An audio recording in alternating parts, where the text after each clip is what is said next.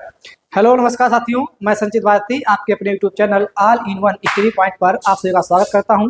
उम्मीद करता हूं सभी साथी अच्छे होंगे, स्वस्थ होंगे, लाजवाब होंगे।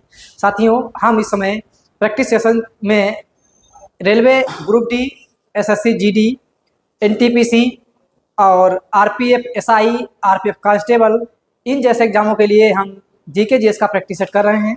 और उसी में आज हम आगे बढ़ते हुए आपका प्रैक्टिस सेट नंबर यानी डे के हिसाब से तो चौथा हम आपके लिए आए हैं लेकर। ठीक है, तो साथियों आज बहुत ही अच्छी खबर है कि आज हमारे जो यूपी कांस्टेबल का रिजल्ट था वो आ चुका है और सभी साथी उसको जाकर आप देख लीजिएगा। जिसका भी उम्मीद लग रही हो आप लोग देखकर उसकी तैयारी करिएगा। ठीक है साथियों, तो आज हम शुरू करते हैं आपके अपने प्रैक्टिस के सेट का पहला क्वेश्चन की ओर बढ़ेंगे आगे। ठीक है साथियों, तो साथियों ये हमारा आज का पहला क्वेश्चन है। क्वेश्चन नंबर 1 है, निम्नलिखित में से कौन भारत में केंद्र राज्य संबंधों से संबंधित नहीं है? राजमन्नार समिति, सरकारिया आयोग, पुंछ आयोग यानी पुंछी आयोग, ठीक है भैया, पुंछी आयोग या कोठारी आयोग। तो निम्न में से कौन सा है जो केंद्र राज्य संबंधों से संबंधित नहीं है, वो हमको बताना है।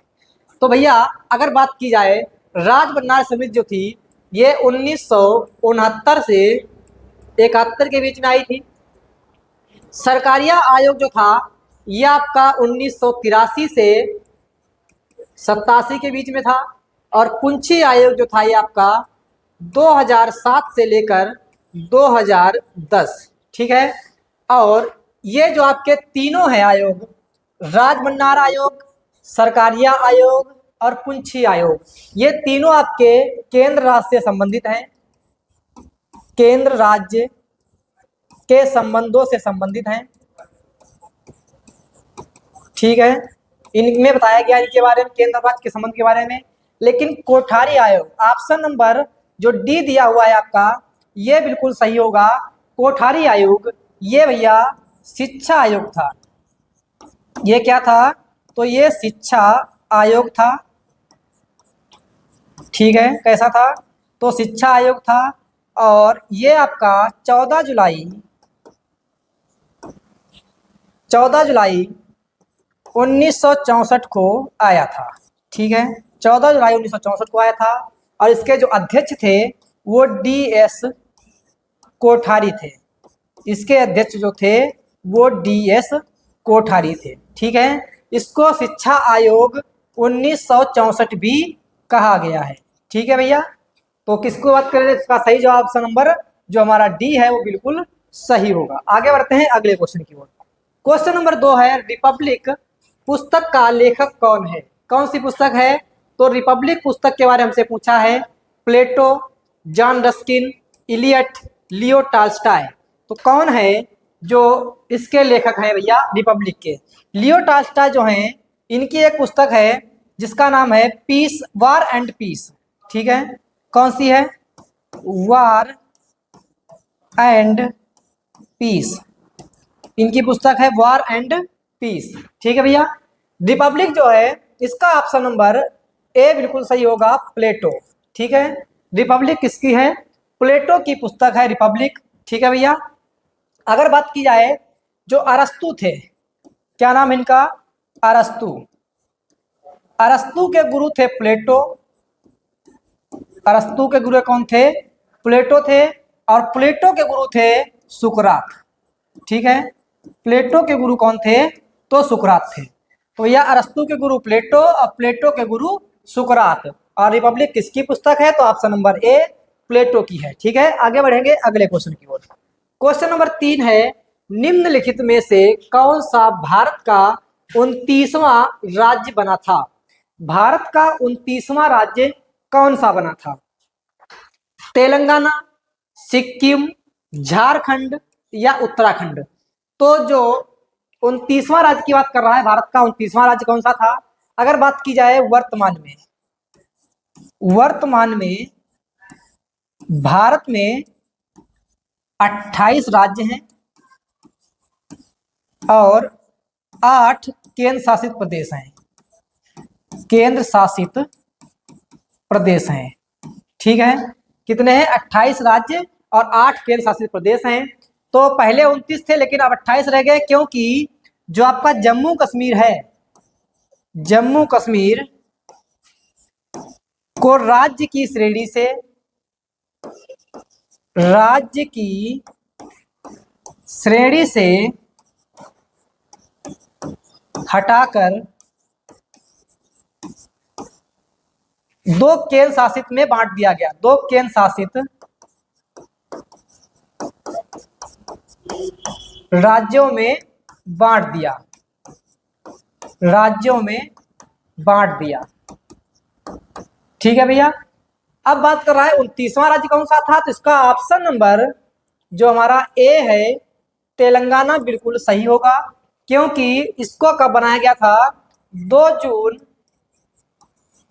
2014 को ये बनाया गया था भैया। ठीक है, कब बनाया गया था? तो 2 जून 2014 को इसको बनाया गया था। किसके तहत? तो आंध्र प्रदेश, आंध्र प्रदेश राज्य पुनर्गठन अधिनियम, अधिनियम 2014 के तहत। ठीक है, आंध्र प्रदेश राज्य पुनर्गठन अधिनियम 2014 के तहत 2 जून 2014 को तेलंगाना को 29वां राज्य बनाया गया है, और वर्तमान में 28 राज्य हैं और 8 केंद्र शासित प्रदेश हैं। ठीक है भैया, इसका ऑप्शन नंबर ए बिल्कुल सही होगा। आगे बढ़ते हैं अगले क्वेश्चन की ओर। क्वेश्चन नंबर 4 है, बिग बैंग सिद्धांत किसके द्वारा दिया गया था? एक सिद्धांत सुना होगा आपने, बिग बैंग थ्योरी। ठीक है, कौन सी? बिग बैंग थ्योरी या सिद्धांत। तो ये किसने दी थी? ये जो थ्योरी थी आपकी जॉर्ज लेमेत्रे ने दी थी, जॉर्ज लेमेत्रे ने दी थी। इसमें आपका गलत यहाँ पे लिख गया भैया, जॉर्ज लेमेत्रे। ठीक है, जॉर्ज लेमेत्रे जिन्होंने दी थी, या लेमेत्रे भी हो सकता है। तो इसका ऑप्शन नंबर सी होगा हमारा, बिल्कुल ये सही हो जाएगा। और ये क्यों दी गई थी थ्योरी? तो ब्रह्मांड की उत्पत्ति, कह सकते हैं ब्रह्मांड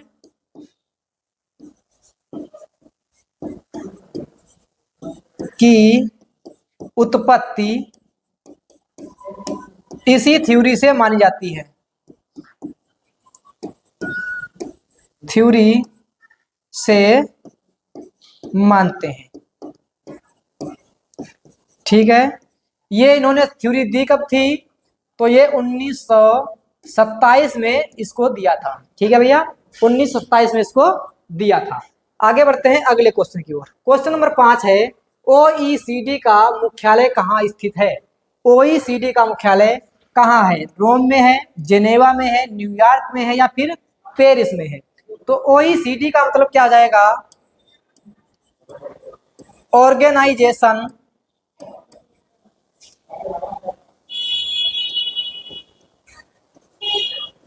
organisation for economic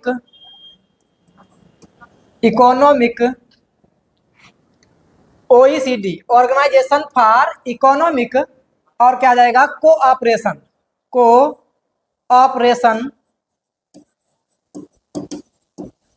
cooperation and development. ठीक है, आर्थिक सहयोग संगठन एक तरीके से कह सकते हैं। और तो इसका क्या जाएगा? Organisation for economic cooperation of and development. ठीक है, तो ये ओईसीडी की फुल फॉर्म आपकी हो जाएगी। और इसकी स्थापना जो थी, यानी गठन कह सकते हैं, ये 1961 में किया गया था। इसमें कुल 38 सदस्य थे, और 38वां सदस्य जो आपका था वो कौन सा था? कोस्टा रिका था। 38वां सदस्य आपका कौन सा है? वो कोस्टा रिका इसका 38वां सदस्य था। ठीक है, तो इसका जो ऑप्शन नंबर डी सही होगा, पेरिस। पेरिस फ्रांस में इसका क्या है? मुख्यालय। ठीक है, पेरिस फ्रांस में इसका मुख्यालय है। ऑप्शन नंबर डी बिल्कुल सही होगा। आगे बढ़ते हैं अगले क्वेश्चन की ओर। क्वेश्चन नंबर 6 है, निम्नलिखित में से कौन प्रख्यात व्यक्ति, यानी कौन सा फेमस व्यक्ति था जो बारदोली से संबंधित था। यानी जो बारदोली सत्याग्रह था ये एक किसान आंदोलन था, और इसको क्यों किया गया था उसका कारण यह था कि जो किसान थे उनके लगान में वृद्धि कर दी गई थी, और लगान में वृद्धि होने के कारण वहां के किसानों ने बारदोली सत्याग्रह किया था। और जिसका जो नेतृत्व करता थे वो आपके ऑप्शन नंबर डी दिया हुआ है, सरदार वल्लभ भाई पटेल। ये ऑप्शन नंबर डी सही होगा। इन्होंने इसका नेतृत्व किया था बारदोली सत्याग्रह का। ठीक है, किसका? बारदोली सत्याग्रह का। और ये कब हुआ था? तो 1928 में ये आपका बारदोली सत्याग्रह हुआ था, जिसका नेतृत्व सरदार वल्लभ भाई पटेल ने किया था। और जब इस यानी जो आपका आंदोलन था, इस आंदोलन की सफलता के बाद जो बारदोली की महिलाएं थी उनको उनके कहने पर जो महात्मा गांधी जी ने क्या किया था, इनको सरदार वल्लभ भाई पटेल को सरदार की उपाधि दी थी। ठीक है भैया, पहले ये वल्लभ भाई पटेल लगाते थे, लेकिन जब बारदोली सत्याग्रह इन्होंने सही से यानी इसका वो हो गया, सक्सेस रहा, सफल रहा, तो उसके बाद में वहां की महिलाएं जो थी उनके कहने पर तो इनको सरदार की उपाधि दी गई थी। ठीक है, किसके कहने पर? पहली बात तो सरदार की उपाधि दी गई, सरदार की उपाधि दी गई। किसके कहने पर दी गई? तो बारदोली की महिलाओं के द्वारा, बारदोली की महिलाओं के कहने पर, महिलाओं के कहने पर, कहने पर। और किसने दी थी? तो महात्मा गांधी ने। ठीक है, महात्मा गांधी ने दी थी। ठीक है, किसने दी थी? तो महात्मा गांधी ने दी थी। इसका ऑप्शन नंबर डी हमारा बिल्कुल सही होगा। आगे बढ़ते हैं अगले क्वेश्चन की ओर। क्वेश्चन नंबर 7 है, भारत का कौन सा राज्य सोने का सबसे बड़ा उत्पादक राज्य है? सोने का सबसे बड़ा उत्पादक राज्य आपका जाएगा कर्नाटक, तेलंगाना, झारखंड, छत्तीसगढ़। केजीएफ अगर आपने देखी है तो आपको पता चल जाएगा सोने के खाने कहां पर हैं। तो साथियों इसका ऑप्शन नंबर जो ए है वो बिल्कुल सही होगा, कर्नाटक। कर्नाटक जो है ये सोने के लिए प्रसिद्ध है, सोने के लिए प्रसिद्ध है। ठीक है, क्योंकि यहाँ पर कुल भारत का यानी कुल भारत का 88.7% जो सोना है वो यहीं से प्राप्त होता है। ठीक है, कितना? 88.7% सोना ये केवल कर्नाटक से प्राप्त होता है। और यहाँ की कुछ खाने हैं, जैसे रायचूर जिले में एक है, रायचूर जिला। उसके बाद में बात की जाए अगर रायचूर जिला हो जाएगा आपका कोलार हो जाएगा, कोलार, मारवाड़। ठीक है, तो ये ऐसे जिले हैं जहां पे सोना मिलता है।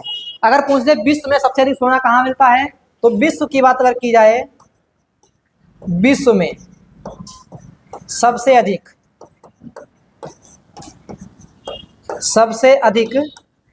सोना, तो विश्व में सबसे अधिक सोना जो आपका है वो चीन इसका उत्पादन करता है। ठीक है, कौन करता है? तो ऑप्शन नंबर इसका जो चीन है वो बिल्कुल सही होगा। और इसमें ऑप्शन नंबर ए कर्नाटक बिल्कुल सही है। चलिए साथियों बढ़ते हैं अपने अगले क्वेश्चन की ओर। क्वेश्चन नंबर 8 है हमारा, ट्रैकर बॉल एक डिवाइस है, और ट्रैकर बॉल एक डिवाइस है, ये कैसी डिवाइस है? आउटपुट डिवाइस है आपकी, स्टोरेज डिवाइस है, इनपुट डिवाइस है, या फिर प्रोसेसिंग डिवाइस है? तो ये कैसी डिवाइस है हमारी? तो जैसे हम मान लेते हैं जो ट्रैकर बॉल है, एक ट्रैकर बॉल ये एक इनपुट डिवाइस है, इनपुट डिवाइस है। इनपुट डिवाइस क्या करता है? ये जैसे कोई डाटा हो गया, डाटा या कोई शब्द हो गए या कोई रिकॉर्ड हो गया, तो इनको क्या करता है? मेमोरी में डालता है। ठीक है, मेमोरी में डालता है। कौन? Input device. तो ये क्या करता है? इनको मेमोरी में डालता है। इसका ऑप्शन नंबर सी जो है वो इनपुट डिवाइस इसका बिल्कुल सही होगा। और कुछ आपकी इनपुट डिवाइस और हैं, जैसे एग्जांपल के रूप में अगर देखें हम, जैसे आपका माउस हो जाएगा, कीबोर्ड हो जाएगा, जॉयस्टिक हो जाएगा, जॉयस्टिक हो जाएगा, ओसीआर है, OMR है, बारकोड रीडर है, बारकोड रीडर, ठीक है, वेबकैम, वेबकैम या स्कैनर, स्कैनर। तो ये जितनी भी हैं ये सब आपकी कैसी हैं, ये सब आपकी इनपुट डिवाइस है, ठीक है। Mouse, keyboard, joystick, OCR, OMR, barcode reader, webcam या स्कैनर, ये जितनी भी हैं आपकी, ये सारी आपकी इनपुट डिवाइस हैं, ठीक है। ये सभी की सभी आपकी इनपुट डिवाइस हैं, जिनमें से जो आपका ये दिया हुआ है जॉयस्टिक, जो जॉयस्टिक दिया हुआ है, ये भैया एग्जाम में कई बार पूछा गया है कि जॉयस्टिक क्या है।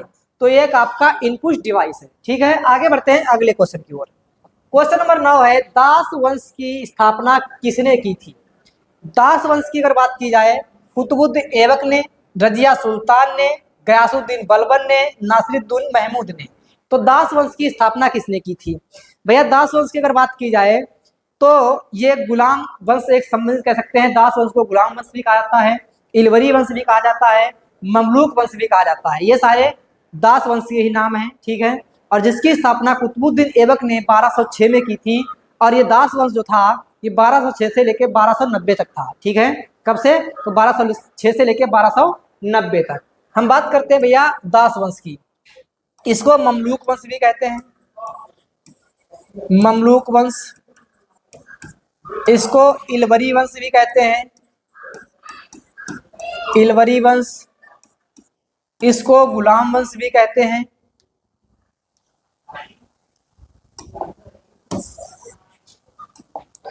गुलाम वंश भी इसको कहेंगे हम, ठीक है। तो ये दिल्ली सल्तनत में थे आपके, और दिल्ली सल्तनत के तुर्क जो थे उन लोगों ने इसमें शासन किया था। और इसका जो संस्थापक है ऑप्शन नंबर ए हमारा कुतुबुद्दीन ऐबक, ये बिल्कुल सही होगा। और इसकी स्थापना इसने 1206 में की थी, ठीक है। स्थापना कब की गई थी, तो 1206 में स्थापना की गई थी। और ये रहा कब से कब तक है, तो 1206 से लेके ये 1290 तक आपका दास वंश रहा है, ठीक है। दास वंश रहा है। जो कुतुबुद्दीन ऐबक था ये 1206 से लेके 1210 तक रहा है, इसने 1210 तक शासन किया है। उसके बाद 1211 से आपका आ गया था जिसका नाम है इल्तुतमिश, इल्तुतमिश, ठीक है। इल्तुतमिश जो था ये आपका शमसी वंश से था, शमसी वंश से संबंधित था इल्तुतमिश। इसने इक्ता प्रथा शुरू की थी, इक्ता प्रथा शुरू की। इसी को गुलामों का गुलाम भी कहते हैं, गुलामों का गुलाम भी कहा जाता है। क्योंकि जो इल्तुतमिश है ये कुतुबुद्दीन ऐबक का गुलाम था, और कुतुबुद्दीन ऐबक जो था ये मोहम्मद गौरी का गुलाम था। और मोहम्मद गौरी जो था इसने, एक व्यक्ति था जिसका नाम था मिर्जा अजीज कोका, ठीक है। कौन था, मिर्जा अजीज कोका। ये एक व्यक्ति था जिससे मोहम्मद गौरी ने कुतुबुद्दीन ऐबक को खरीदा था, ठीक है। किससे खरीदा था, तो मिर्जा अजीज कोका से इसने खरीद लिया था। मोहम्मद यानी मोहम्मद गौरी ने किसको, तो कुतुबुद्दीन ऐबक को, ठीक है। कुतुबुद्दीन ऐबक जो था ये भैया जब चौगान खेल रहा था तो चौगान खेलते समय घोड़े से गिर गया था, जिसके कारण इसकी मृत्यु हो गई थी, ठीक है, कुतुबुद्दीन ऐबक की। रजिया सुल्तान जो है ये भैया अगर बात की जाए तो दिल्ली सल्तनत की पहली महिला शासिका थी रजिया सुल्तान, दिल्ली सल्तनत की पहली महिला शासिका थी रजिया सुल्तान। और ये जो इल्तुतमिश है इसी की बेटी थी, ठीक है। रजिया सुल्तान जो थी वो इल्तुतमिश की क्या थी, पुत्री थी, ठीक है भैया। तो इसमें ऑप्शन नंबर ए बिल्कुल सही होगा। आगे बढ़ते हैं अगले क्वेश्चन की। क्वेश्चन नंबर 10 है, भारत में निर्मित प्रथम नाभिकीय रिएक्टर कौन सा है। प्रथम नाभिकीय रिएक्टर कौन सा है, साइरस है, ध्रुव है, कामिनी है या अप्सरा है। तो प्रथम जो नाभिकीय रिएक्टर था ये आपका 4 अगस्त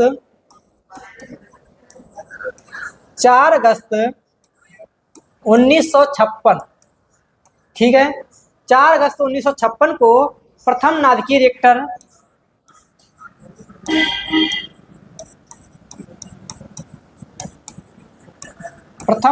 रिएक्टर बनाया गया था भारत के द्वारा, और जिसका नाम था आपका अप्सरा, ठीक है। क्या नाम था इसका, तो इसका नाम अप्सरा था, और जो कि ऑप्शन नंबर डी में दिया हुआ है अप्सरा, ये बिल्कुल सही होगा।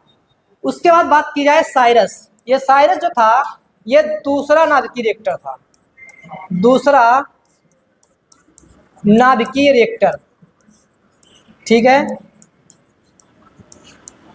जो कि 1960 में किसके बनाया गया था, तो कनाडा के सहयोग से, ठीक है, 1960 में कनाडा के सहयोग से बनाया गया, ठीक है। पहला जिसमें केवल भारत ने अपना सहयोग किया था, और इसमें कनाडा ने इसका सहयोग किया था 1960 में, जब ये दूसरा नाभिक रिएक्टर बनाया गया था जिसका नाम था आपका साइरस, ठीक है। और पहला आपका ऑप्शन नंबर डी अप्सरा सही है। आगे बढ़ते हैं अगले क्वेश्चन की ओर। क्वेश्चन नंबर 11 है, निम्नलिखित में से कौन से राज्य में विधान परिषद नहीं है। विधान परिषद किसमें नहीं है, तो भैया भारत यानी अगर बात की जाए तो कुल 6 राज्य है जिनमें आपकी विधान परिषद है, ठीक है, किसमें 6 राज्यों में विधान परिषद है। इनमें से कर्नाटक, तेलंगाना, महाराष्ट्र या फिर केरल, तो किसमें सही है, तो आपका ऑप्शन नंबर जो डी है केरल, ये बिल्कुल सही होगा। केरल में आपकी विधान परिषद नहीं है, बाकी कर्नाटक में भी है, तेलंगाना में भी है, महाराष्ट्र में भी है, उसके बाद यूपी में भी है, बिहार में है और आंध्र प्रदेश में है, ठीक है, आंध्र प्रदेश में है। तो यानी कुल 6 जो आपके राज्य हैं जिनमें आपकी विधान परिषद है, और किसी भी आपके विधान यानी जो केंद्र शासित प्रदेश है उसमें किसी में भी आपकी विधान परिषद नहीं है। पहले जम्मू कश्मीर में थी लेकिन उसमें भी अब नहीं है, ठीक है भैया। इसका ऑप्शन नंबर जो डी है बिल्कुल हमारा सही होगा। आगे बढ़ते हैं अगले क्वेश्चन की ओर। क्वेश्चन नंबर 12 है, 1875 मोहम्मद एंग्लो ओरिएंटल कॉलेज की स्थापना किसने की थी, जो बाद में अलीगढ़ मुस्लिम विश्वविद्यालय बना। जाकिर हुसैन ने की थी, मोहम्मद अली जिन्ना ने की थी, अब्दुल कलाम आजाद ने की थी, सर सैयद अहमद खान ने की थी।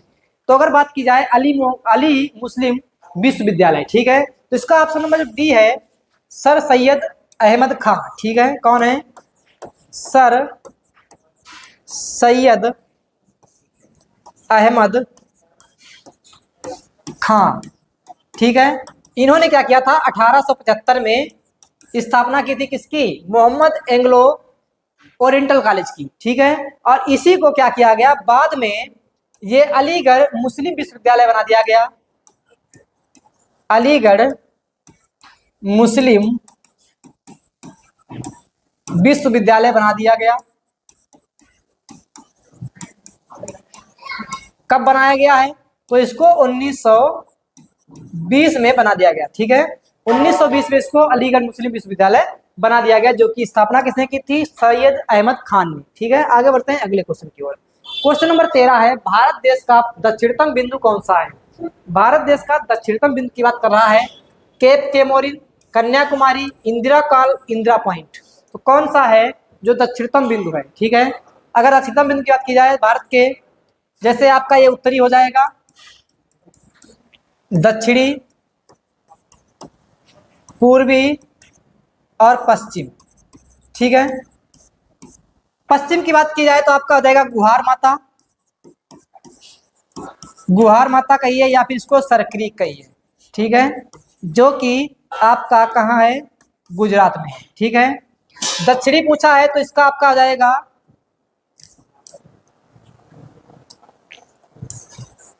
दक्षिणी कौन सा हो जाएगा आपका, तो दक्षिणी हो जाएगा आपका इंदिरा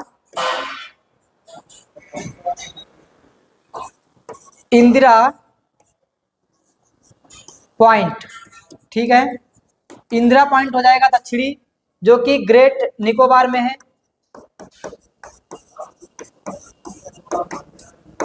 ठीक है। पूर्वी आपका हो जाएगा किबिथु, जो कि अरुणाचल प्रदेश में है, और उत्तरी आपका जो है इंदिरा कॉल, जो कि लद्दाख में है, ठीक है। उत्तरी आपका इंदिरा कॉल जो कि लद्दाख में है, और ये आपका पश्चिमी हो जाएगा गुहार माता या फिर सरक्रीक। आगे बढ़ते हैं अगले क्वेश्चन की ओर। इसमें देख लेते हैं, तो पूछा कौन सा था, तो भारत का दक्षिणतम बिंदु कौन सा है, तो इसमें से आपका हो जाएगा Indira point, option number D बिल्कुल सही होगा, ठीक है। आगे बढ़ते हैं अगले क्वेश्चन की ओर। क्वेश्चन नंबर 14 है, न्यूटन के गति के प्रथम नियम का अन्य नाम क्या है। न्यूटन के गति का जो प्रथम नियम है इसका अन्य नाम क्या होगा, संवेग का नियम, गति का नियम, जड़त्व का नियम, विस्थापन का नियम।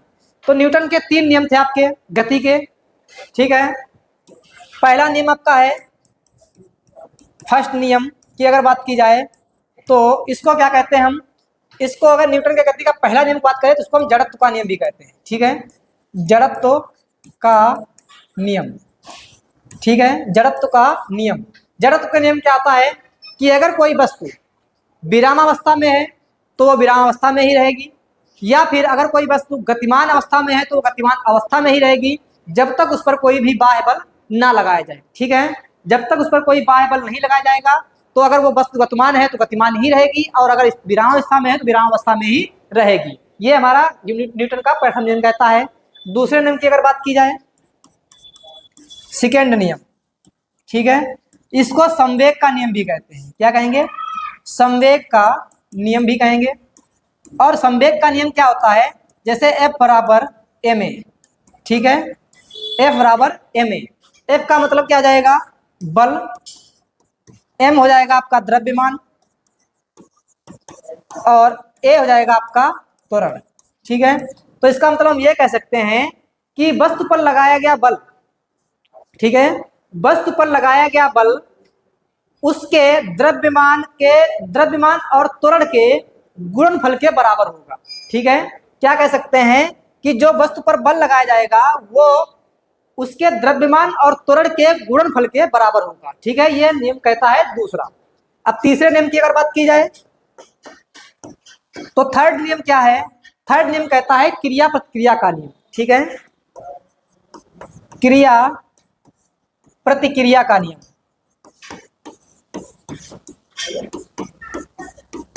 क्रिया प्रतिक्रिया नियम की बात की जाए अगर, तो जैसे कि अगर जितना भी बल हम किसी वस्तु पर लगाते हैं, वस्तु भी उतना ही बल हम पे भी लगाती है, उसे हम कहते हैं क्रिया प्रतिक्रिया का नियम। ठीक है, जो कि न्यूटन का गति का तीसरा नियम बताता है, क्रिया प्रतिक्रिया का नियम। संवेग का नियम न्यूटन का दूसरा नियम, और पहला नियम जड़त्व का नियम हमारा कहलाता है। ठीक है, ये हमारे न्यूटन के 3 नियम थे गति के। तो इसमें हमसे पूछा था प्रथम नियम क्या कहते हैं, इसका ऑप्शन नंबर सी हो जाएगा, जड़त्व का नियम भी इसको हम कहते हैं। ठीक है, आगे बढ़ते हैं अगले क्वेश्चन की ओर। क्वेश्चन नंबर 15 है, भारत में पहली रेलगाड़ी कब चली थी? यात्री रेलगाड़ी पहली कब चली थी? 1856 में, 1853 में, 1854 में, 1857 में। तो पहली रेलगाड़ी की बात की जाए, पहली रेलगाड़ी हमारी 16 अप्रैल 1856 में चली थी। ठीक है, सॉरी 1853 में। 16 अप्रैल 1853 में हमारी पहली रेलगाड़ी चली थी यात्री वाली। और दूसरी बात की जाए, ये जो आपकी रेलगाड़ी थी कहाँ से कहाँ चली थी, तो ये आपकी मुंबई से थाने के बीच, मुंबई से थाने के बीच चली थी, जिसकी कुल दूरी थी वो 34 किलोमीटर थी। ठीक है, कुल दूरी कितनी थी? तो 34 किलोमीटर की कुल दूरी थी। और इसमें 3 इंजन लगाए गए थे जिन्होंने इसको मिलकर संचालित किया था। उसमें आपका सिंध था, ठीक है, कौन सा? सिंध था, उसमें आपका एक इंजन, और ऐसे ही आपके 2 इंजन और थे, जो कि एक सुल्तान था। ये आपके इंजन थे जो इसमें लगाए गए थे, 3 इंजनों के द्वारा संचालित इसको किया गया था। ठीक है भैया, तो ये हमारा आज का इसका ऑप्शन नंबर जो बी है वो बिल्कुल सही होगा, ऑप्शन नंबर बी। तो साथियों, ये हमारा आज का अंतिम क्वेश्चन था, और ऐसी वीडियो देखने के लिए हमारे चैनल को लाइक करिए, शेयर करिए और सब्सक्राइब करना बिल्कुल ना भूलिएगा। धन्यवाद।